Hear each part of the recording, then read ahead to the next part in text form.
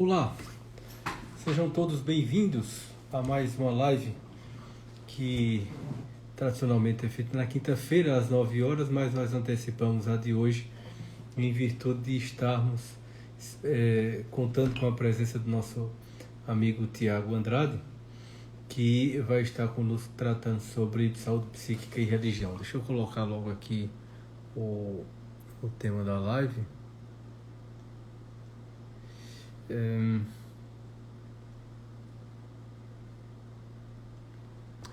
E religião. Tiago Andrade todos aqui já conhecem, obviamente. É um querido amigo que sempre se coloca à disposição e sempre está conosco fazendo trabalhos e projetos. Deixa eu marcar aqui, é sempre uma dificuldade marcar essas... Ai meu Deus, esses comentários. Agora, pronto, consegui fixar. E Tiago recentemente fez inclusive um curso presencial sobre psicologia e religião, e hoje a gente conta com a presença dele para tratar sobre essa relação importante entre a saúde mental, a saúde psíquica e a religião. É meio que um tabu, claro, obviamente, a gente que principalmente que passou um tempo aí importante na academia sabe o quanto é difícil e quanto é visto meio que como, às vezes, até como algo, uma espécie de sacrílego, tratar sobre religião no ambiente acadêmico, em especial de psicologia. Não por acaso, alguns psicólogos e espaços acadêmicos, professores de psicologia, têm um certo distanciamento, uma certa antipatia à obra de Viktor Frankl, que é o psiquiatra que tratou muito bem a respeito dessa relação entre psicologia, saúde psíquica e religiosidade. E a gente sabe que a logoterapia é muito pouco trabalhada nas universidades, que é lá que a gente vê uma faculdade que trata abertamente e sistematicamente a respeito do tema. Dada essa dificuldade, esse tabu em relacionar psicologia, né, saúde psíquica e a experiência religiosa. Até porque muitas vezes ela é associada a uma experiência fanática, né, de fanatismo, ou mesmo aquela perspectiva meio que marxista, né, de ser o ópio do povo, uma espécie de droga, uma espécie de entorpecente. E a gente vê claramente que trata-se de um viés ideológico, não se trata de algo que é estudado a fundo. Poucas são, como eu disse, há poucas instituições e os professores e os grupos de pesquisas que se dedicam a fazer um estudo sério. Eduardo, boa noite. Seja bem-vindo, viu? Está esperando o Tiago entrar. Vocês fiquem absolutamente à vontade em fazer observações que achem pertinente sobre esse tema, né? Que também Tiago sabe tratar, sabe versar sobre, e por essa razão estamos esperando-o, né? Vamos esperar também que vocês participem, façam os comentários que certamente irão enriquecer a nossa live. Sim, porque, olha só, Anthony, por mais que ele trate da questão espiritual, né, no que ele chama de dimensão noética, a dimensão espiritual do homem, a gente tem uma associação direta com a prática religiosa porque ela tem esse propósito, né, de vincular, de religar o homem ao transcendente, ao transcendental. E na cultura, quem faz esse trabalho são as religiões, né? O jovem não tem relação com a religião, sim. A religião propriamente não, mas com a religiosidade, sim. Deixe-me ver, Tiago acabou de chegar. Deixa eu convidá-lo aqui. Olá, Tiago. Meu querido amigo Tiago. Cheguei! E aí, Rodrigo? Boa noite. Boa noite, Tiago. Como vai? Tudo ótimo, graças a Deus. Que bom. Cara, primeiro, muito obrigado por aceitar o convite, né, Tiago? Ser sempre disponível e amigavelmente aqui, sempre conosco, contribuindo com esses encontros. Eu fico muito contente e agradecido mais uma vez pela sua disponibilidade, viu? De verdade. Valeu. Tamo junto. E aí, enquanto você estava chegando, eu estava falando para o pessoal que nós iríamos tratar hoje sobre esse tema que está, inclusive, fixado aí, saúde psíquica e religião, porque além de ser um tabu nas universidades, né, nas faculdades, nós temos poucos psicólogos que tratam sobre isso abertamente, até porque não tem medo da patrulha. E você recentemente fez um trabalho gigante, né, fazendo essa relação entre psicologia e religião, e ninguém melhor do que você para tratar sobre esse assunto. E aí, Tiago, eu pensei no primeiro momento, e aí, claro, você vai discorrer com o mestre que você é no assunto, mas assim, eu queria começar, Tiago, trazendo o ponto que eu considero como crucial para o nosso fazer em psicologia, e o nosso fazer terapêutico, que é o seguinte: não há, não há, não há saúde psíquica plena se a dimensão espiritual do homem não estiver harmonizada e ligada ao princípio criador do universo, ao Deus, à sua experiência transcendente e à experiência de sua fé. Queria começar logo dessa forma, para que a gente vá no âmago dos processos, principalmente psicoterapêuticos, que é tão negado diante da materialidade e da negação da dimensão transcendente do homem, equiparando-o a qualquer outro animal, sem levar em consideração a sua dimensão espiritual. E assim, a bola está com você, mas eu queria começar por esse ponto. Não há saúde psíquica sem uma experiência espiritual plena e harmonizada com o divino. Tá, Rodrigo, dá um segundinho, deixa eu só pegar um negócio aqui, peraí. Tá.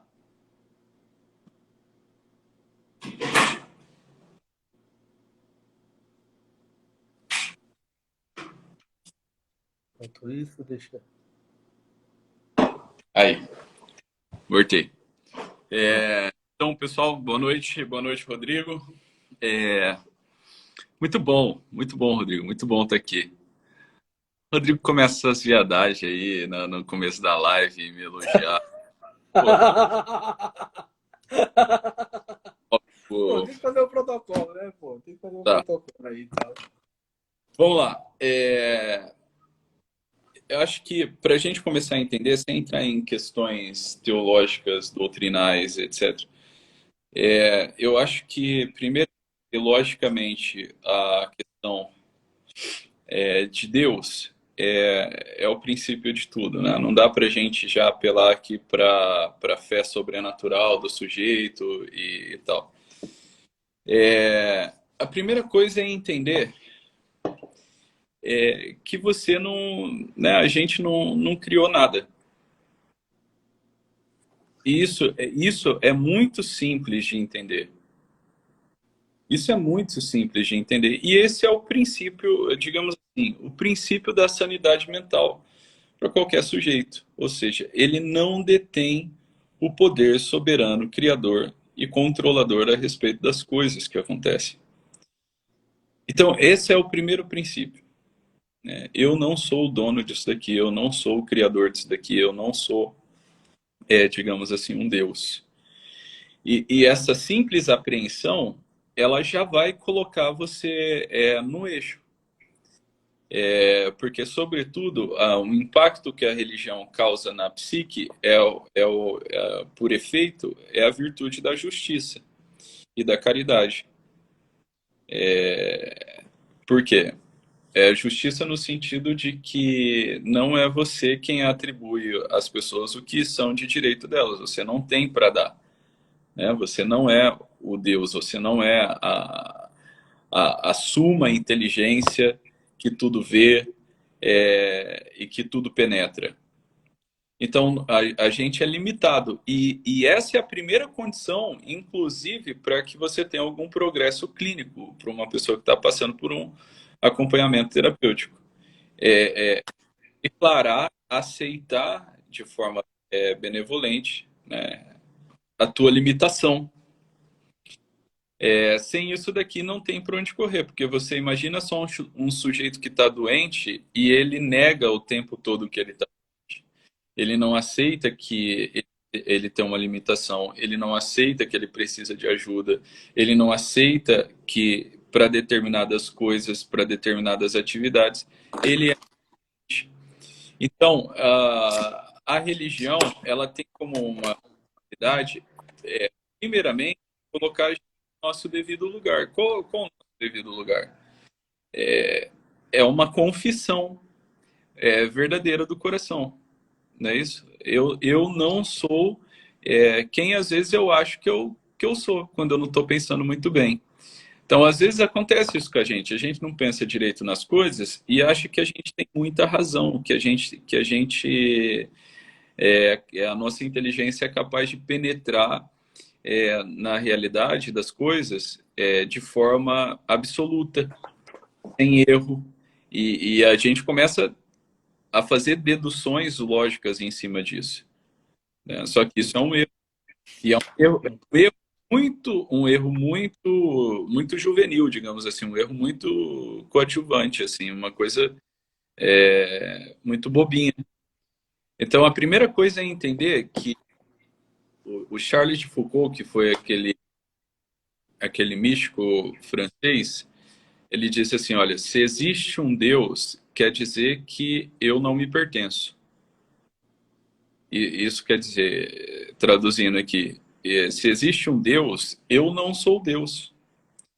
E outra, se eu tenho essa série de limitações que eu tenho para entender como as coisas funcionam, para conseguir encontrar o sentido da minha vida, para melhorar, para mudar algumas coisas no meu trabalho e na minha família, se eu estou cercado de limitações, quer dizer também que eu não sou Deus. E aí isso já vai me ajudar a parar de cometer uma série de erros, de achar que eu detenho a razão última de todas as coisas, posso julgar tudo que eu tô certo sempre. Ô Tiago, você estava falando e eu estava processando aqui uma coisa importante. Essa afirmação que você faz de forma muito contundente, que é absolutamente verdadeira. Nós não somos deuses. Você não é um Deus, ninguém é Deus. E partir desse princípio é você, por exemplo, sair vamos dizer assim, daquele quadro de transtorno de personalidade, de ansiedade de controle, de querer controlar tudo, né? Porque você observa que as pessoas que têm, estou dando como exemplo, que tem essas características de ficar tentando controlar as coisas o tempo todo, controlar a vida, como se elas tivessem o poder de controlar a si e aos outros e a tudo que acontece no mundo. E fica num pensamento quase que obsessivo, né? E, obviamente, patológico, em tentar controlar tudo. Porque é como se, no fundo, achasse assim, tudo... E é um pensamento infantil, né? É assim que as crianças pensam. Elas pensam que o mundo... Ela cria e destrói o mundo num piscar de olhos. É, Acaba sendo algo muito infantil. Então, essa constatação de que nós não somos deuses e que nós somos limitados e que nós temos uma natureza, por definição, limitada, faz com que, de certa forma, inclusive, nos alivie a pretensão de darmos conta de tudo. Né? é Porque isso. se nós nos colocamos como uma espécie de semideuses, então tudo está nas nossas mãos e a gente tem que controlar tudo. E, na realidade, a gente não controla nada. Isso. A gente não consegue controlar nada. O que a gente consegue, no máximo, é conduzir algumas coisas que estão ali ao nosso alcance e tal. Mas essa ausência da consciência de que nós não somos deuses e que existe um Deus, e que certamente há essa tendência ao religar e a religião a fazer essa religação, não por questões, você disse, vamos entrar agora em questões dogmáticas ou teológicas, mas vamos entrar na compreensão básica. Nós não criamos o mundo, nós não somos os detentores da vida e da morte. A vida e a morte não estão nas nossas mãos, as coisas não estão sob nosso domínio, sob nosso controle. Só essa constatação já faz com que você tire um peso exorbitante das costas. Não é? Então, essa coisa de compreender que é limitado, de que você não controla as coisas, e colocar os pés no chão, na terra, de onde vem a palavra humildade, do humus, colocar os pés no chão, e consequentemente, você se livrar da arrogância, da prepotência, né, já é um primeiro e importantíssimo passo rumo à saúde psíquica. Isso aí. Você concorda com isso? É a forma mais, a forma mais básica para a gente começar a conversar. Porque quando a gente vai falar de religião e psicologia, o pessoal já quer logo partir para questões teológicas, dogmáticas e sem compreender a base. E a base é muito simples, é uma base lógica, é uma base de razão natural. Eu não sei nem quantos fios de cabelo tem na minha cabeça. Você falou de controle, a gente não controla nem a hora que a gente vai peidar, porra. Você não controla nem seu peido. Tá entendendo? Agora, tu imagina uma série de outras coisas. Imagina o tanto de variáveis sobre algum determinado fato da realidade que estão ali, esses acidentes que não se separam da causa, assim. São muitas variáveis. Como é que você acha que você vai controlar? Não controla nada, pô. Você não controla. E o sofrimento dessas pessoas que acham que conseguem. E veja que é sintomático, né? Elas acreditam que conseguem controlar e que elas devem controlar isso. E se elas não conseguem controlar, elas devem controlar. Aí, por não conseguir controlar, elas entram em crise. Pois é, cara. Pois é. Então, assim, existe um percentual de controle na conduta humana? Existe. Mas ele é pequeno, entendeu? Agora, assim, decidir como as coisas deveriam ser, em última instância, você arbitrar nesse sentido e enlouquecer por isso, isso só prova que você ainda não entendeu o mais básico do mais básico do mais básico. Você não assuma a entidade criadora aqui, no caso Deus. Então isso é muito simples. Agora, essa é a forma mais básica de compreender a coisa para tirar algum proveito disso e você deixar de ser mané, né? Deixar de sofrer por uma falta de compreensão mínima, né? Então, assim, Thiago, mas e se a pessoa é ateia, não sei o que, não sei o que lá? Eu vou confessar para você, Rodrigo, eu vi mais pessoas assim religiosas sofrendo com esse negócio de controle, de, sabe, por que que isso está acontecendo? Por que que Deus permite isso? Por que que Deus permite aquilo? Por que que isso tem que acontecer na minha vida? Mas eu rezo tanto, eu tenho prática religiosa, por que que meu marido me traiu? Eu vejo muito mais isso daqui acontecendo com pessoas que têm alguma prática religiosa do que o cara que não está nem aí para nada, entende? O cara que não tá nem aí pra nada, ele não liga, foda-se. Ele tá cagando, né? Agora, é, as pessoas que de repente entram na religião, começam a adotar uma prática religiosa, mas sem uma compreensão básica, e básica mesmo, básica nesse sentido, assim, ó, olha, tudo que acontece na realidade acontece por uma certa determinação divina.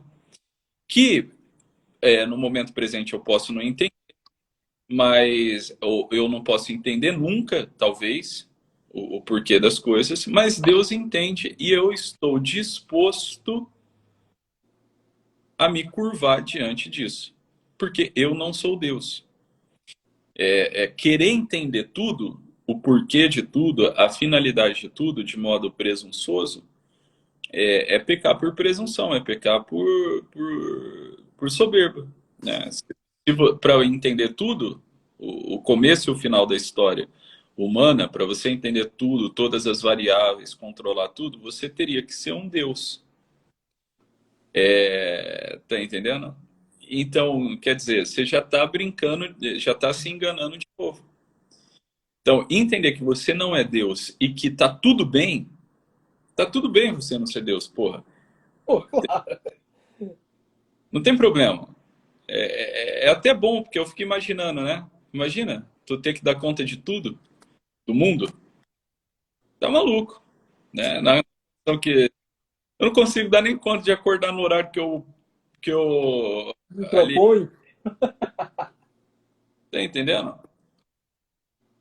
Eu vou dar conta de controlar tudo e de forma assim benéfica, amorosa, como Deus faz, mas nunca, entendeu? Mas nunca que eu ia conseguir. Então é bom que ele seja Deus mesmo e que eu seja aqui a criatura. Então, assim, é muito simples entender isso, né? Tanto é que aquela explicação que Santo Tomás dá,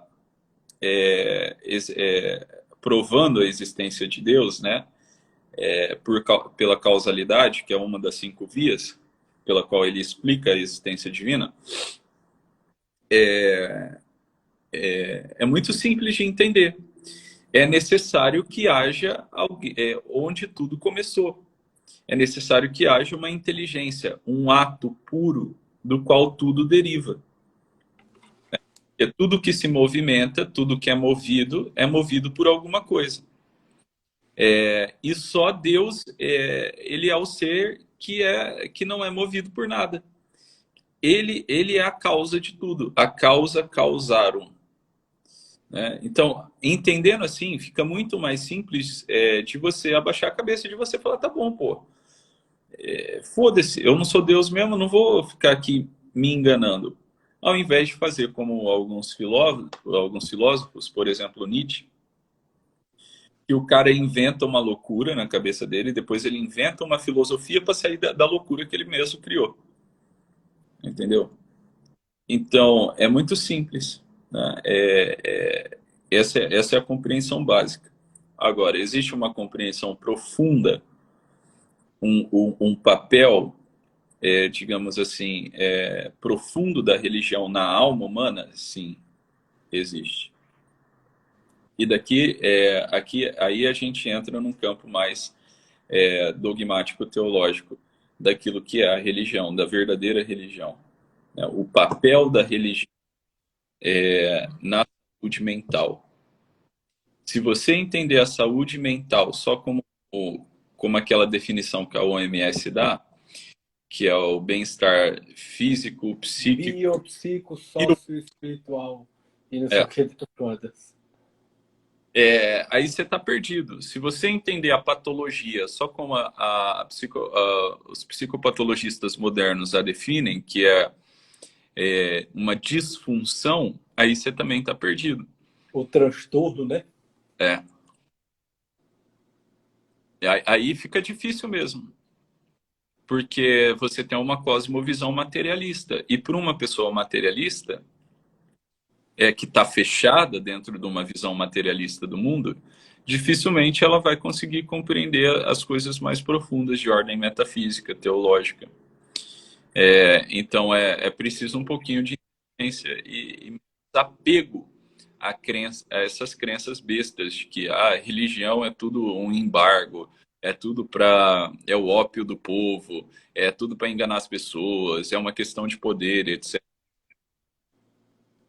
Precisa ser um pouquinho mais inteligente do que isso. Porque isso é o que mais é vendido nas universidades, né? Nos espaços acadêmicos e nos espaços de pessoas inteligentinhas, né, de intelectuaizinhos, é que toda essa coisa da experiência religiosa nada mais é do que uma forma de dominar, de controlar e de alienar as pessoas, né?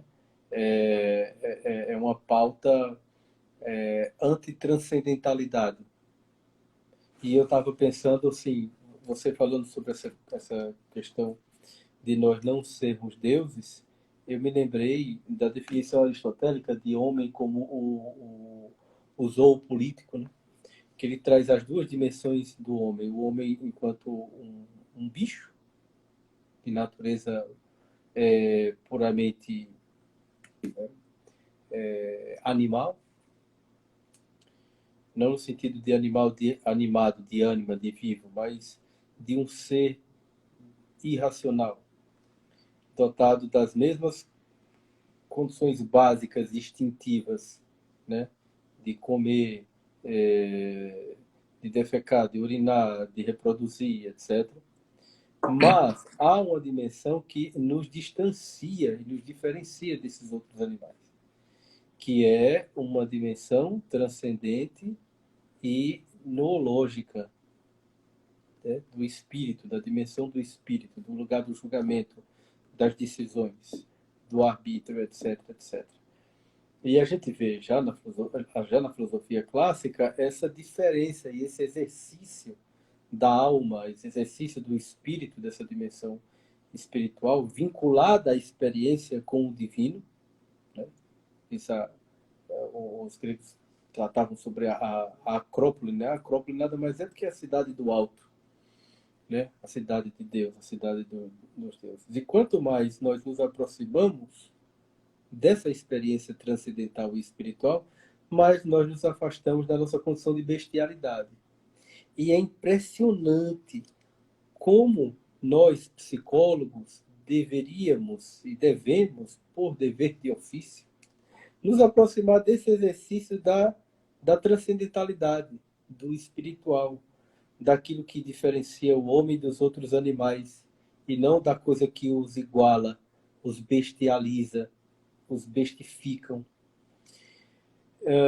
E quando a gente vê que, infelizmente, nos espaços acadêmicos e voltados à psicologia, nós encontramos uma mentalidade contrária a isso, de um movimento estruturado de ruptura, de quebra dessa ligação entre o homem e a sua natureza divina, e a sua relação com o divino, é que a gente encontra, por exemplo, as dificuldades de se aprofundar nessa discussão que a gente está abrindo hoje.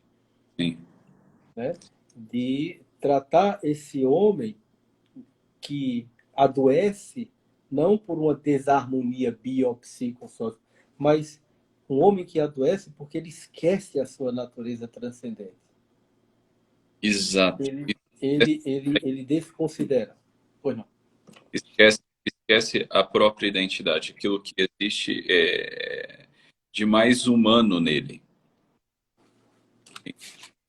Porque, veja, existe uma parte nossa que é semelhante aos minerais, é semelhante aos vegetais, é semelhante aos animais.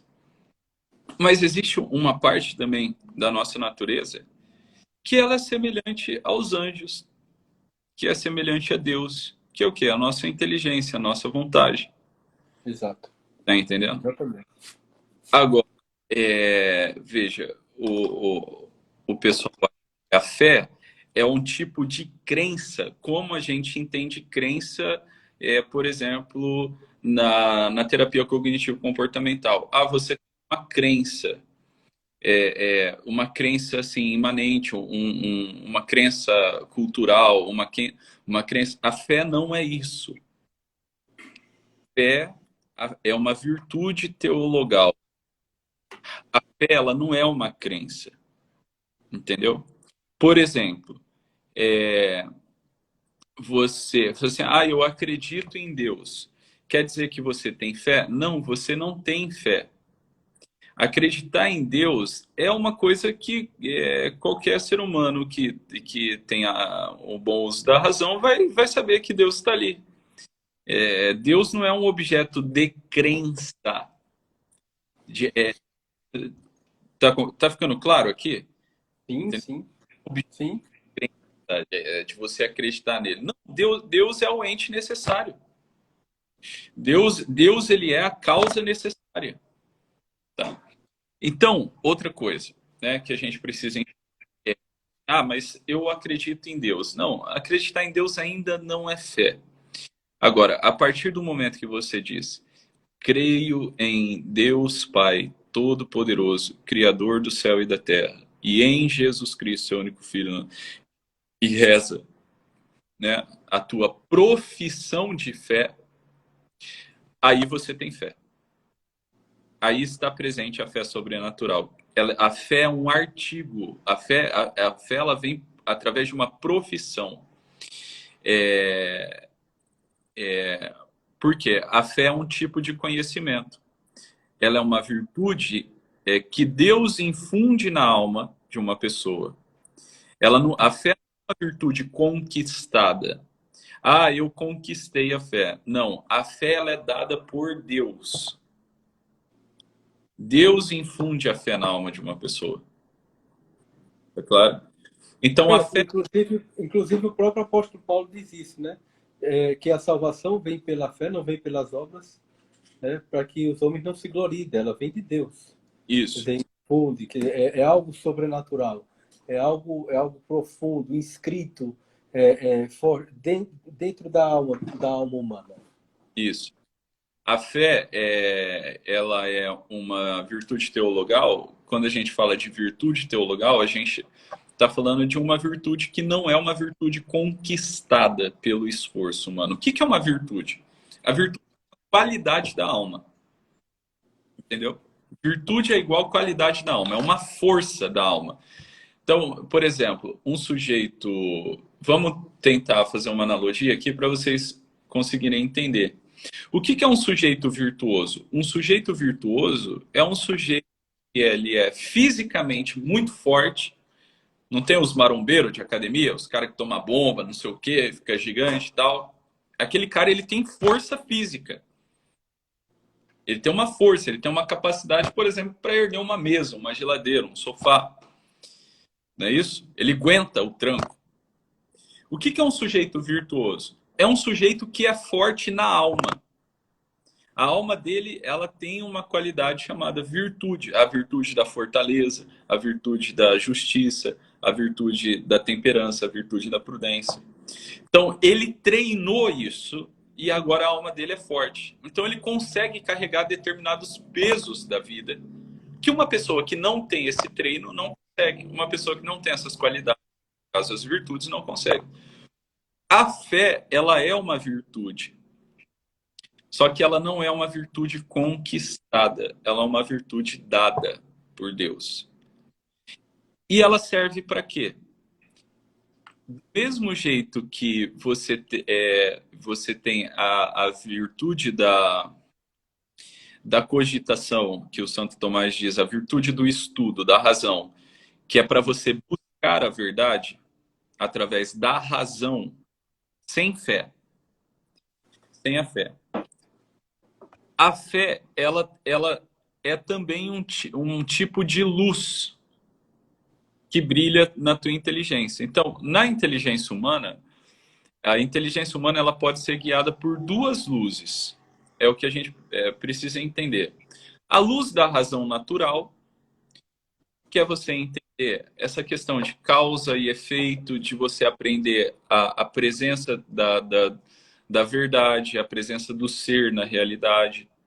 É você entender que alguma coisa existe, que o mundo não é uma invenção da tua cabeça, que a realidade externa não é uma criação da tua própria cabeça, que ela existe mesmo.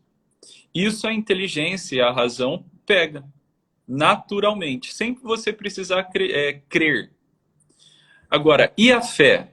A fé é um tipo de conhecimento.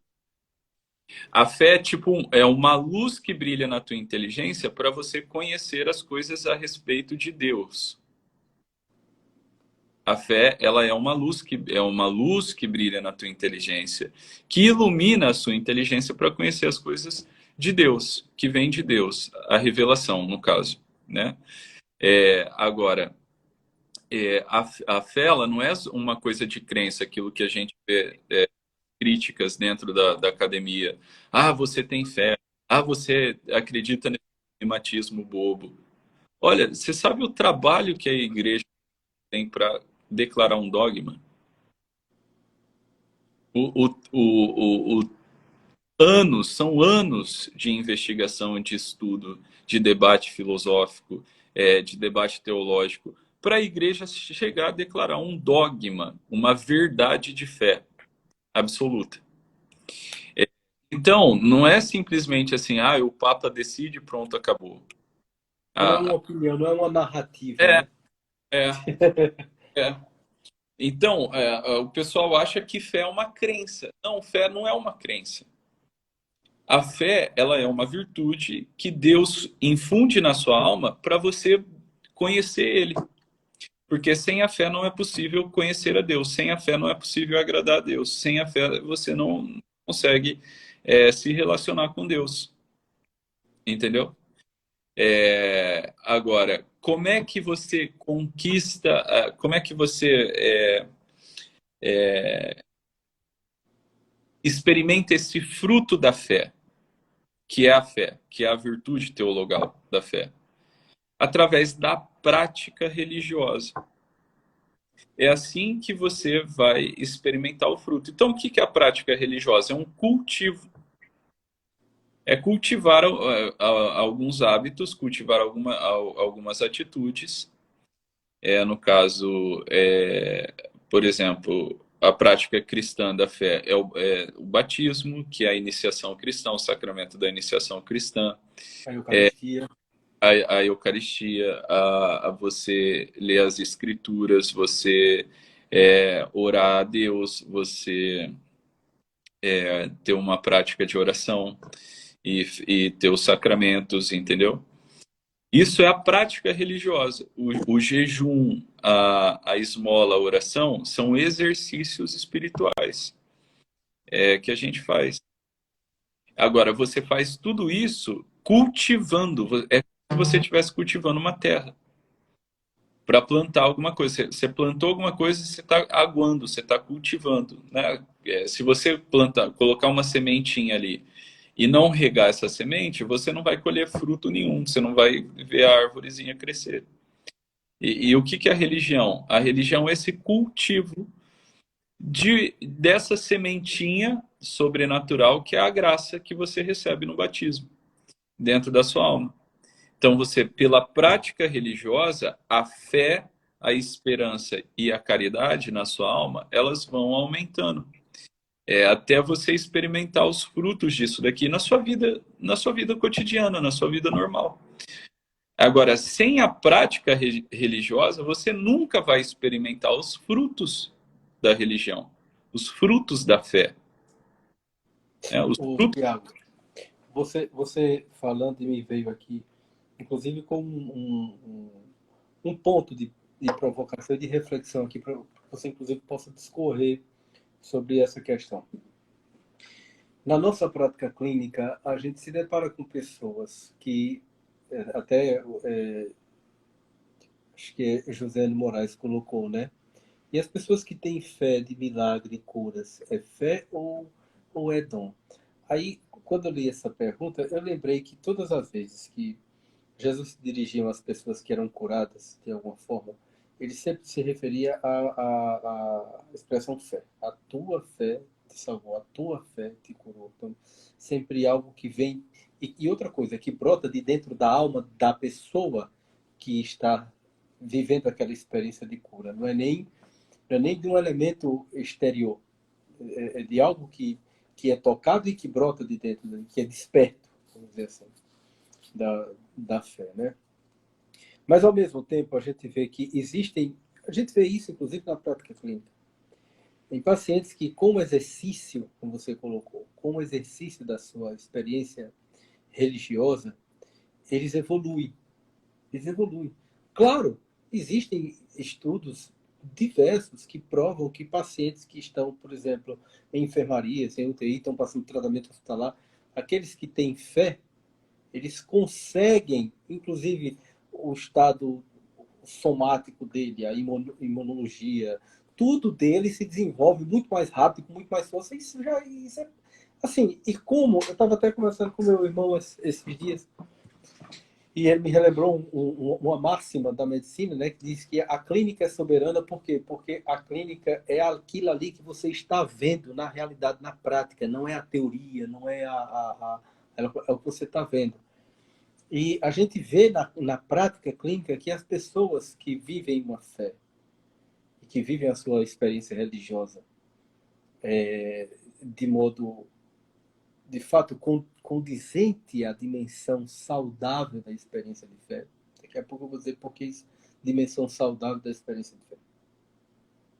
Elas evoluem muito mais rápido e elas conseguem avançar. Mas a gente também tem casos, eu até tratei disso, falei rapidamente no momento que eu fiz uma live com, com o Pacheco, de pessoas que também desenvolvem sintomas, né, sofrimentos, malestares psíquicos, tomando a fé e a experiência de fé, a experiência religiosa, como uma espécie de gatilho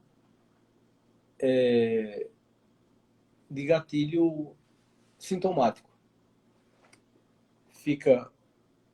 Tem uma prática compulsiva, uma prática obsessiva, escamoteia dores, escondem, né, seus males na aparência, né, da religião, etc.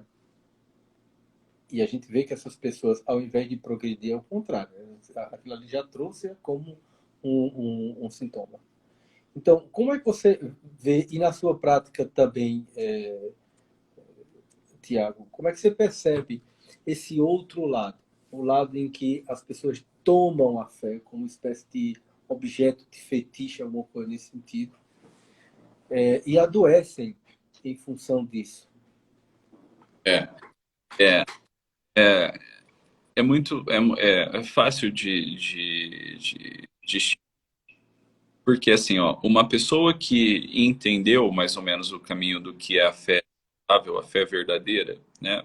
Porque existe um tipo de fé falsa, que são as superstições. A fé verdadeira, ela aperfeiçoa, ela é o aperfeiçoamento da tua razão, da tua inteligência. Então, um sujeito que encontrou a verdadeira fé, igual eu tô falando, fé não é uma crença que brota na tua cabeça, que você, agora eu vou acreditar nisso, nisso e nisso. A fé, ela não está nunca em desacordo com a razão natural. Ela pode extrapolar os limites da razão natural para uma compreensão mais ampla, mais alta, mais profunda. Mas ela nunca está em desacordo com a razão natural. A fé, a experiência da fé, você crer, por exemplo, o credo, no caso o credo católico, o credo cristão, ele não está em desacordo, ele não é contrário à razão natural. Tá entendendo? Tá. Por isso que você consegue, pela razão natural, chegar a uma compreensão de que Deus existe, de que Deus ele é a causa de tudo. Mas outra coisa é você ter um assentimento da tua inteligência e da tua vontade em Deus. Você amar a Deus. Você querer o que quer.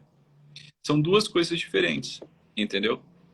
Então, uma pessoa que encontrou o caminho da fé verdadeira, você vê que naturalmente, não estou nem falando da parte sobrenatural, a parte natural dela melhora.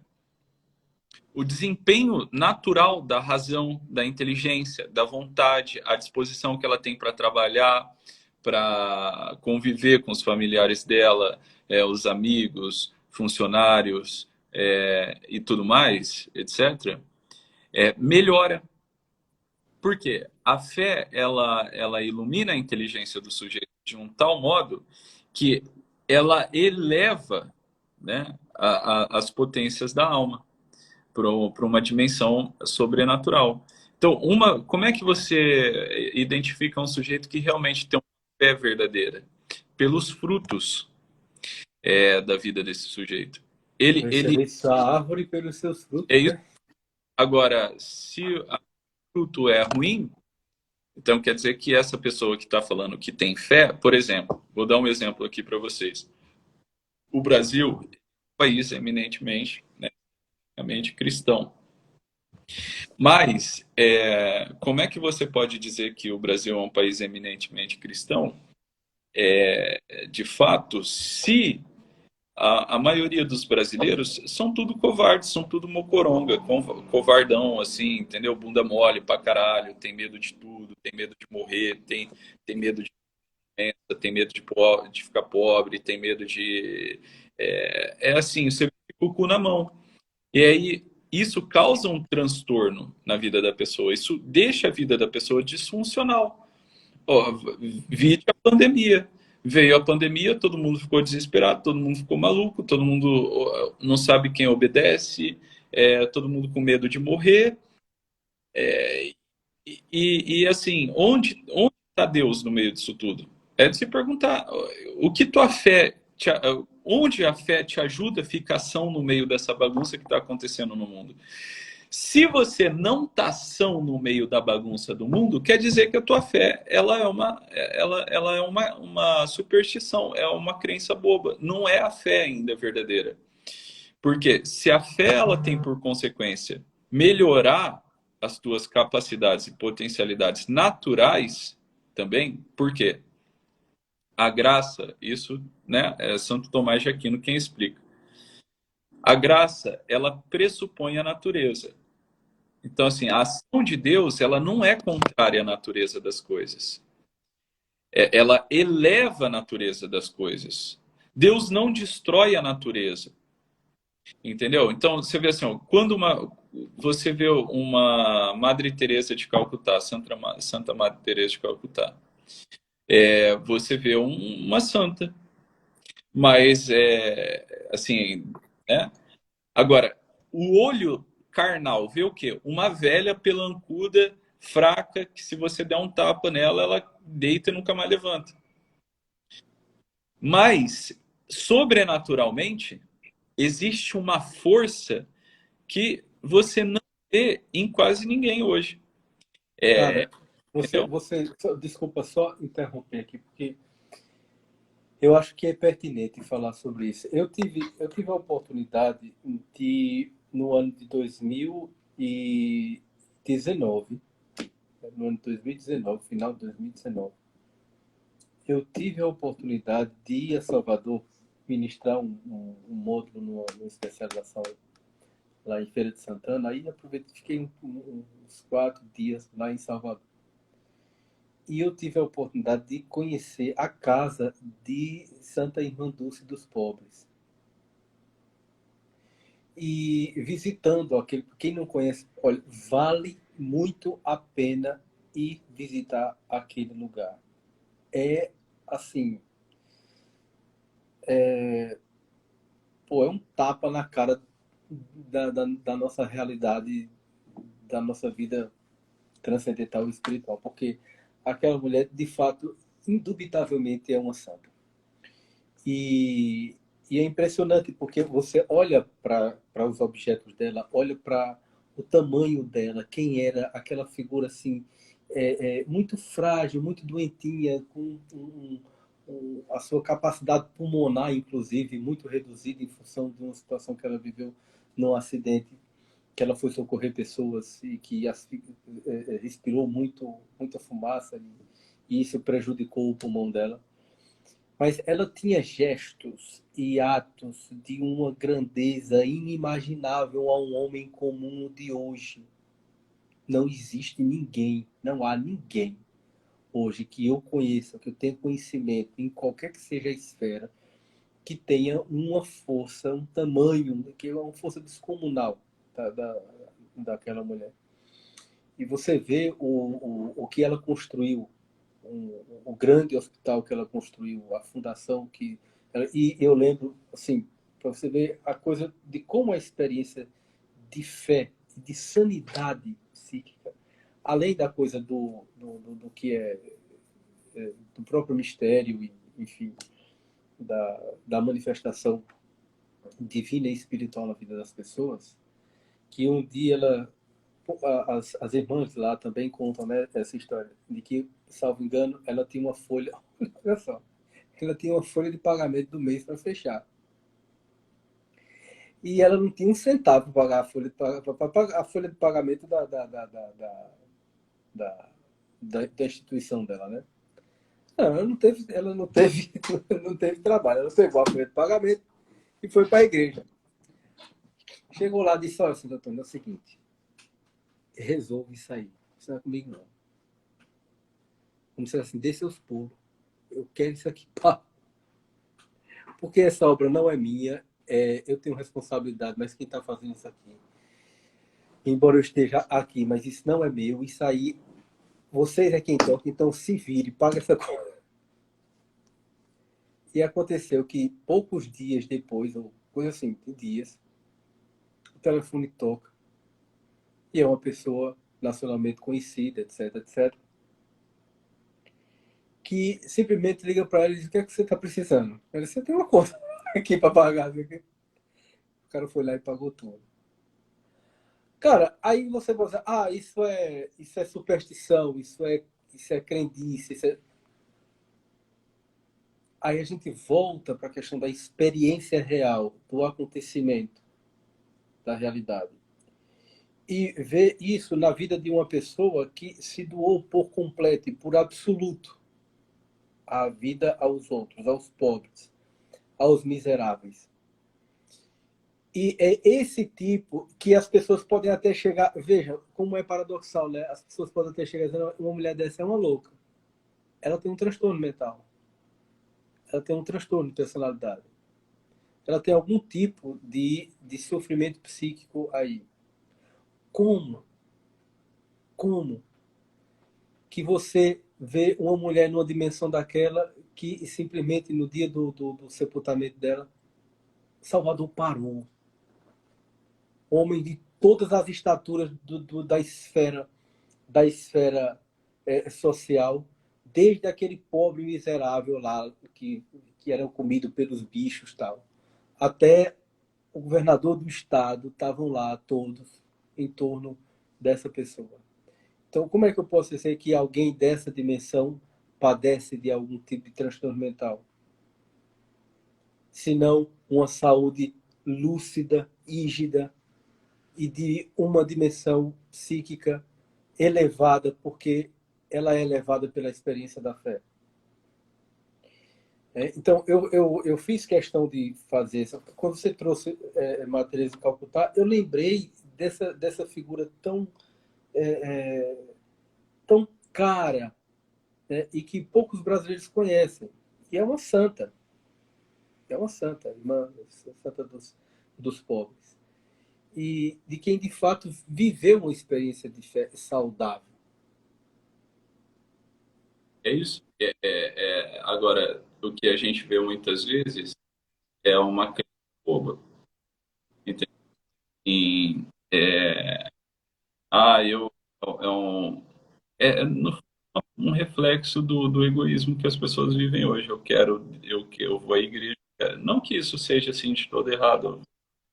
A gente entende que você é uma criança ainda, psicologicamente falando, espiritualmente falando, mas as pessoas querem ir para a igreja para encher o bolso de dinheiro, para Deus curar o bicho de pé que elas têm, a hemorroida que elas têm, para Deus Exatamente. mais 10 dias de vida para elas, para etc. Agora, ninguém está preocupado em realmente se abandonar na vontade divina e amar esse abandono. Então, o que que a verdadeira fé faz? A verdadeira fé, ela te ajuda a aceitar cada vez mais a realidade presente. como a vontade de Deus para você. E aceitar não é aceitar de um jeito bobo, tosco, infantil. É um aceitar pleno, interior. E você entender que quem manda nessa porra toda é Deus e não os homens. Mas aconteceu tudo isso. Tá bom, mas se Deus não quis, pelo menos ele permitiu.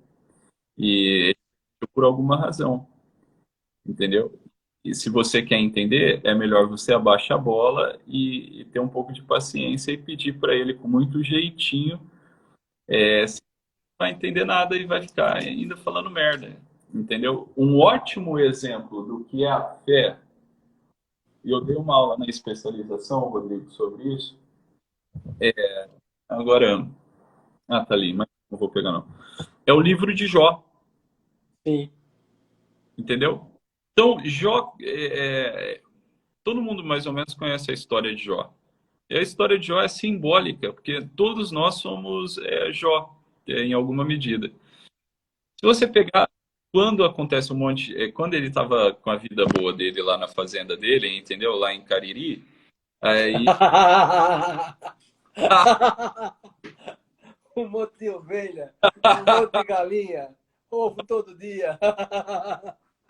Tava ah, tudo massa. ele estava lá no interior de São João do Cariri, na fazenda dele, e cheio de filhos, rico, abastado, etc. E ele estava feliz e louvava a Deus. Aí depois Deus resolveu mostrar para o demônio que Jó era fiel e permitiu que o demônio tentasse Jó. E aí Jó, em alguns momentos, ele discute com Deus. Ele entra numa dialética ali com Deus, não é? Só que ele termina o livro de um modo muito interessante. Ele termina o livro dizendo: Meus ouvidos ouviram falar de ti, mas agora os meus olhos te viram.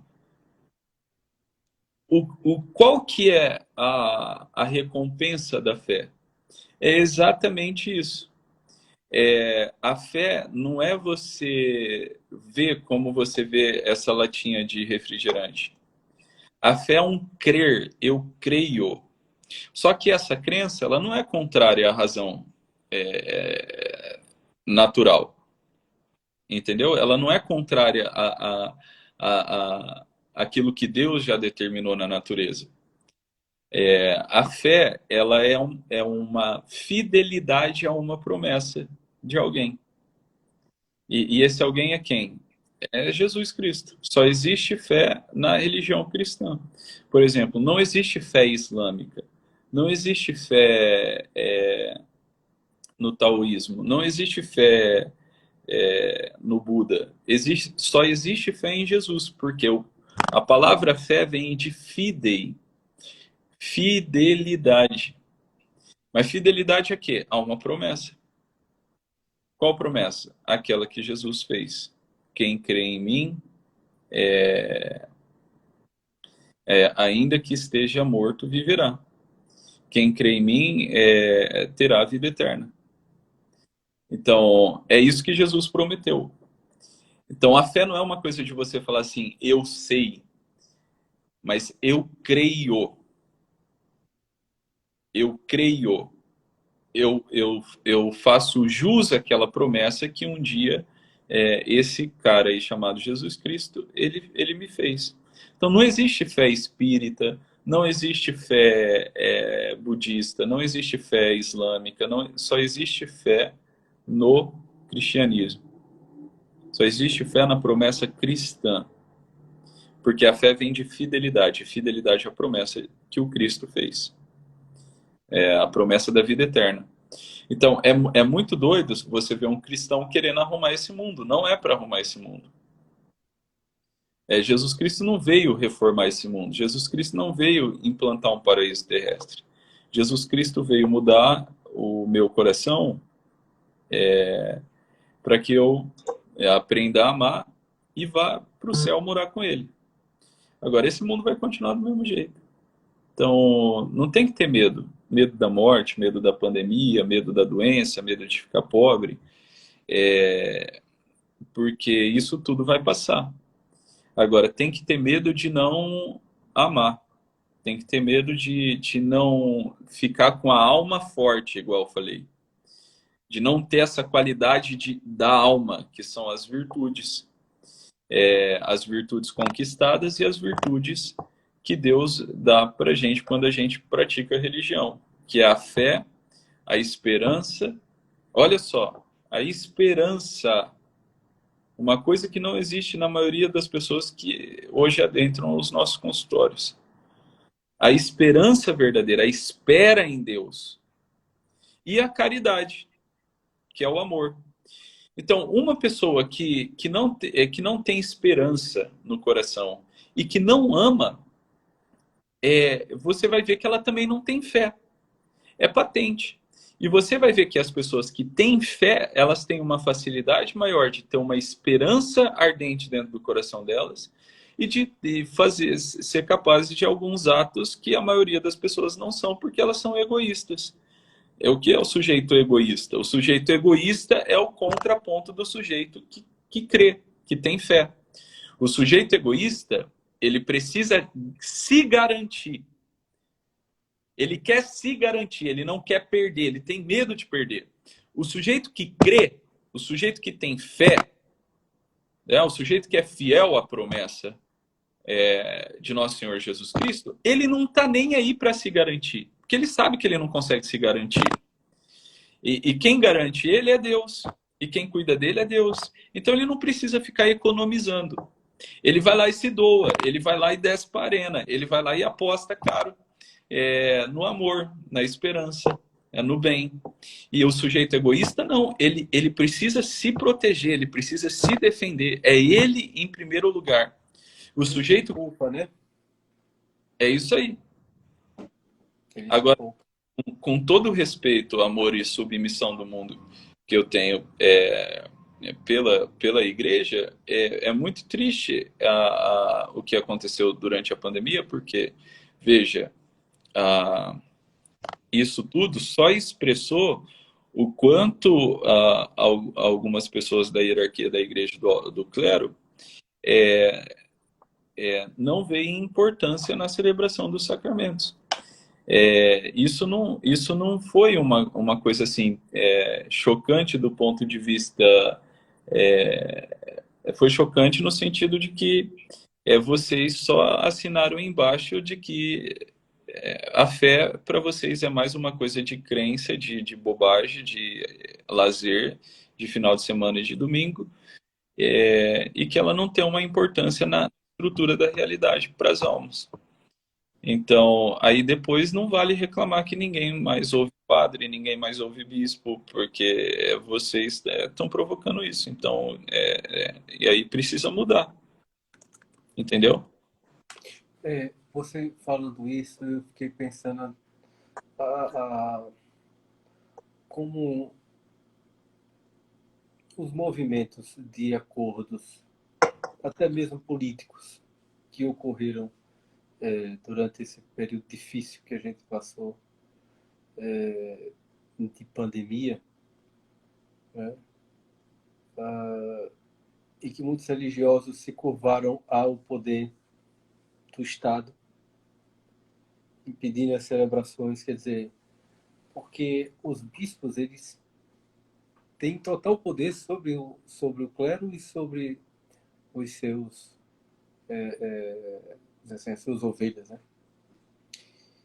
E eles poderiam abrir e fechar as igrejas na hora que eles quisessem, um domínio que pertence aos religiosos e não aos governadores e prefeitos ou ao presidente da república, qualquer que seja. Mas cederam a muitos, né? Cederam à imposição do Estado e ao menos fizeram um movimento com medo até de serem responsabilizados por algo. Não tiveram o mínimo de ponderação sobre pensar até que ponto De isso fé, de fato representa, né? de verdade. Exatamente. Representa de fato um perigo ou se há todo um trabalho midiático em cima disso para controlar as pessoas, inclusive controlar no sentido de suplantar a fé delas, Isso. humilhar a fé, desconsiderar a fé, enfim, a sua experiência e a sua prática religiosa.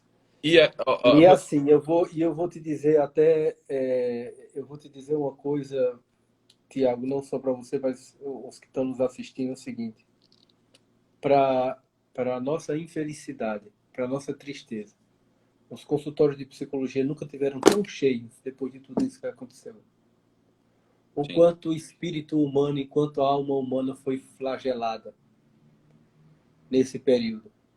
O quanto nós, enquanto humanidade, sofremos porque a nossa dimensão espiritual foi suplantada por tudo isso. E a gente não teve por parte de muitos religiosos o amparo que deveria ter. exato. E Né? é triste. Então, assim, o que que a gente, olhando isso tudo, é só para a gente ficar aqui falando? Não, é para a gente começar a ter uma força na nossa alma. Começar a nutrir essas virtudes e ter uma prática religiosa verdadeira. Tá entendendo? É de ser fiel e parar de ter medo, porque o que que tá faltando hoje? Tá faltando homem.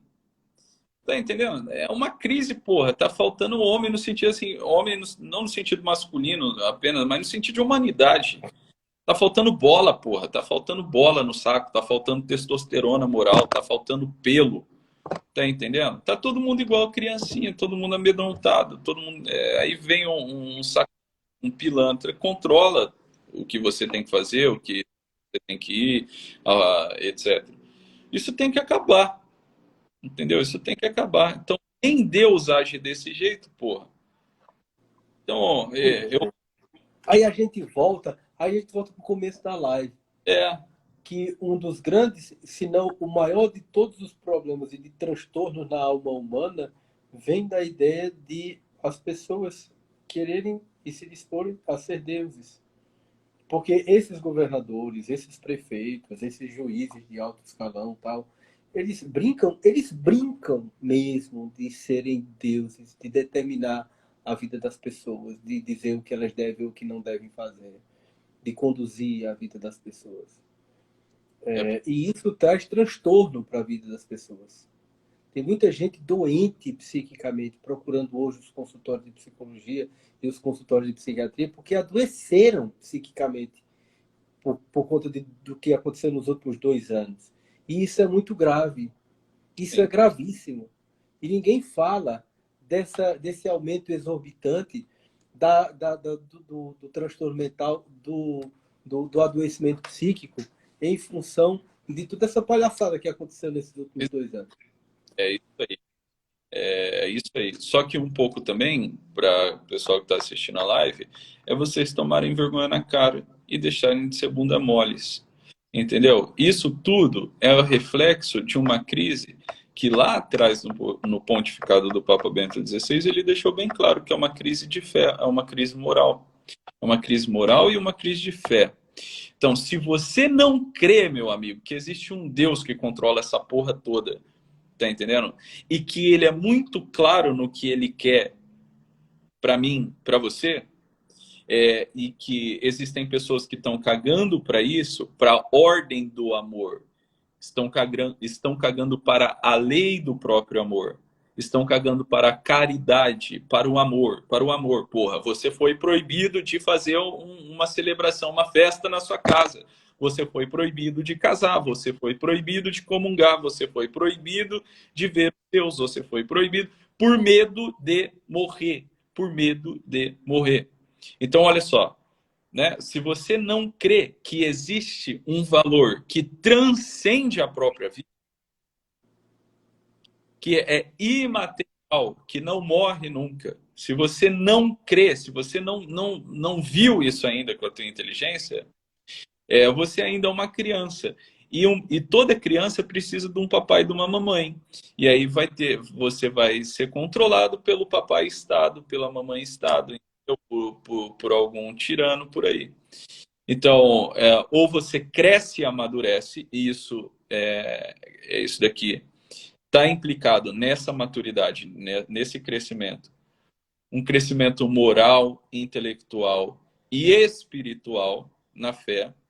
Ou você vai estar sempre perdido no mundo, precisando de um papai e de uma mamãe, com o cu na mão. Como se você fosse órfão. Como se você fosse uma criança correndo, desesperada, à procura de um colo paterno, materno. E aí o primeiro filho da puta que te oferecer um colo, você vai confiar nele. E esse cara aí pode ser um abusador, um estuprador, etc. Vocês estão entendendo o que eu estou falando, entendeu? Então, ou a gente cresce... Até porque não se abusa somente no ponto de vista sexual, abusa-se de diversas outras formas. Né? isso aí. E não deixa de ser um abusador. Tiago, o problema nosso é de crescer, de enfiar a cara nos livros, de comprar os cursos, de realmente botar a vida no eixo. Porra, tem hora que vocês parecem uns tapados.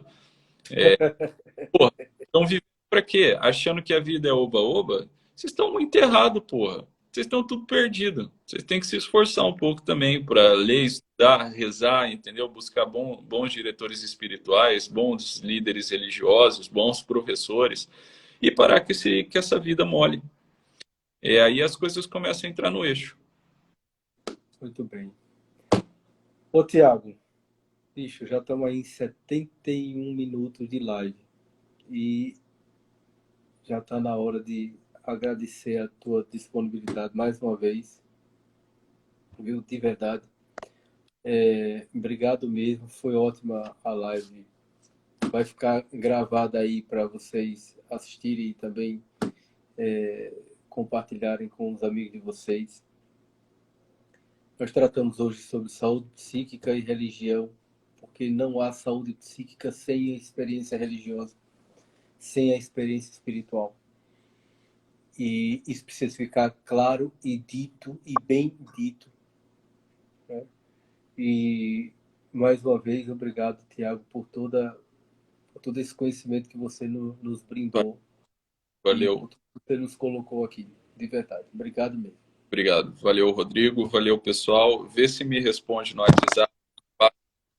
Tô te pedindo aí faz um século, porra. Como é? No WhatsApp lá, porra, me responde. Vamos marcar a reunião. Ei! Cara, a gente tem que marcar aquela reunião lá de São Paulo, né? Tá cansado, dá pra ver aí na tua cara. Tá acabado. Tá acabado o homem, acabou. Ô, Ingrid, bota uma água quente pra esse homem botar o pé dentro aí pra relaxar. Rodrigo, obrigado. Um abraço. Obrigado, querido. Deus abençoe. Tchau, tchau.